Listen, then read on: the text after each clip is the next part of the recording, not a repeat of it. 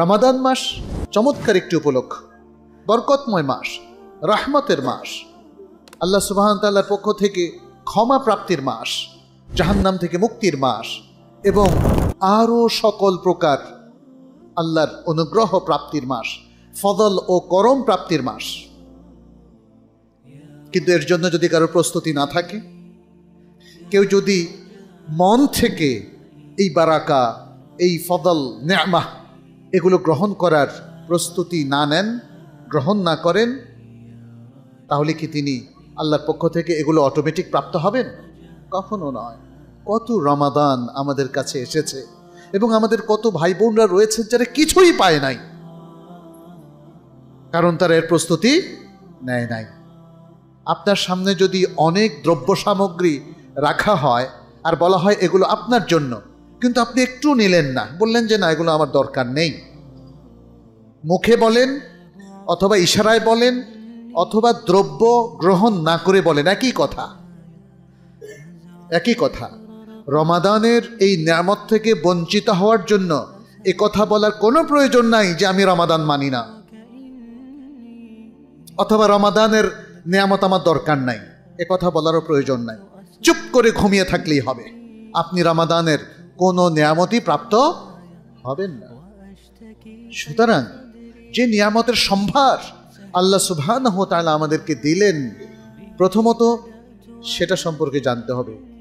আসলে রমাদানের নিয়ামতটা কি, কি নিয়ামত, কি অনুগ্রহ, কি বারাকা, কি করম তিনি এর মধ্যে আমাদের জন্য রেখেছেন, দিয়েছেন, সেটা তো জানতে হবে।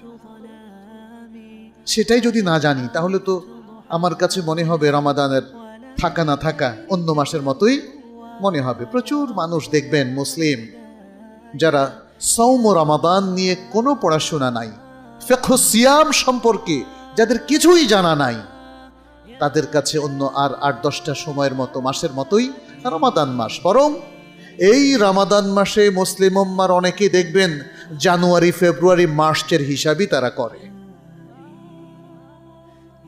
আজকে রমাদানের কত তারিখ সেটা তাদের মনে আসে না, অথবা এটা কি মার্চ মাস নাকি 1446 হিজরির রমাদান মাস, এটাও তাদের মনে আসে না বা আসবে না।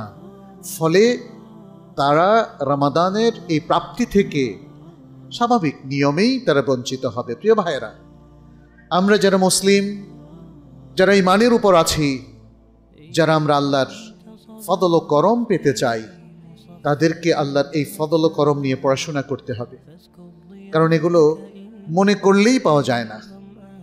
আর আল্লাহর এই যে অনুগ্রহ, এগুলো আল্লাহ তাআলা আল কোরআনে এবং তার নবী সাল্লাল্লাহু আলাইহি ওয়াসাল্লামের মাধ্যমে আর সুন্নায় তিনি উল্লেখ করে দিয়েছেন। এগুলো নিজে নিজে বানানো যায় না।